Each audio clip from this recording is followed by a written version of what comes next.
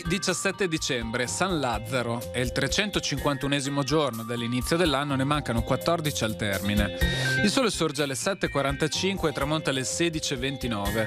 La luna si leva alle 15:15 e tramonta alle 6:04.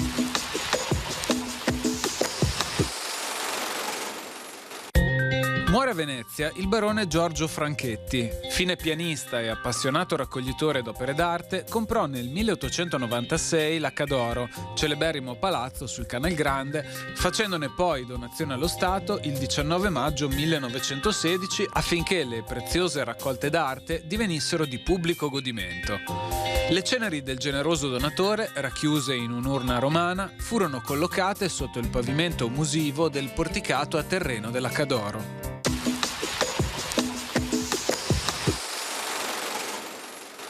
Le previsioni per domani. In pianura iniziali foschie e nebbie in progressivo dissolvimento, localmente persistenti, lasceranno spazio a cielo sereno. Sulle zone montane, cielo sereno salvo probabili nebbie in alcuni fondovalle prealpini nelle ore più fredde. Nel corso del pomeriggio passaggio di sottili nubi alte.